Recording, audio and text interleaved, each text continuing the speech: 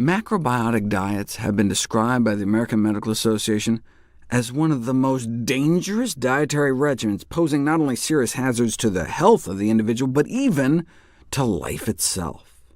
After all, macrobiotic diets are predominantly vegetarian, with a great emphasis placed on whole grains. What's wrong with that? Well, they also used to tell people to not drink water, which isn't good, and to avoid fruit. So much so, it's resulted in modern-day cases of scurvy.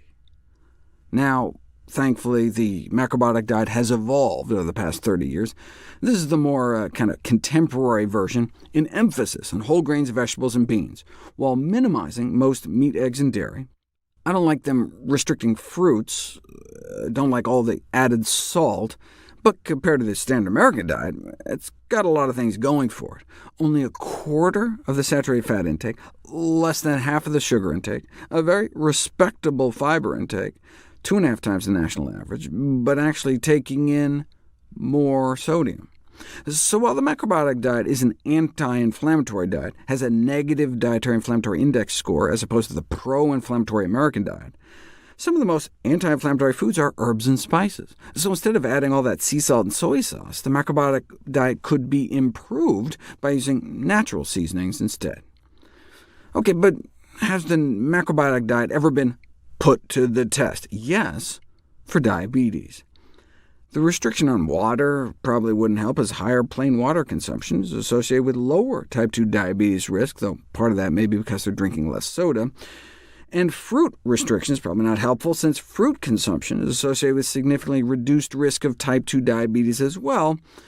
But hey, same with green leafy vegetables, which is where the macrobiotic diet can really shine. It includes lots of greens.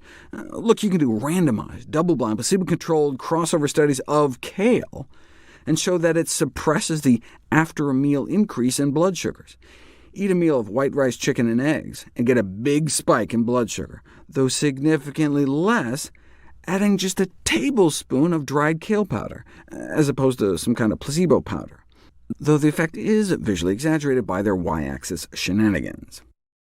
And macrobiotic diets use whole grains, which can significantly improve insulin sensitivity compared to refined grains, which may be due in part to all the wonderful things fiber can do to help our good gut bacteria thrive, which could potentially lower inflammation and decrease diabetes risk. But you don't know until you put it to the test.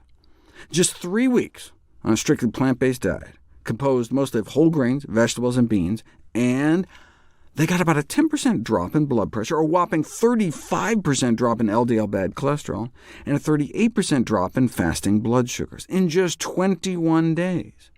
Were these changes statistically significant?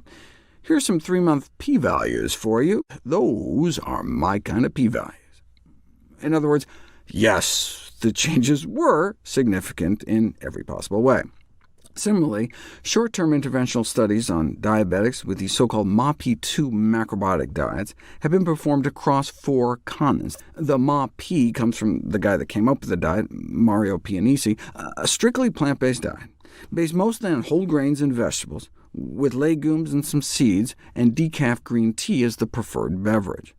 Look at these extraordinary numbers: a near 40% drop in fasting blood sugars, near 27% drop in LDL cholesterol in 21 days.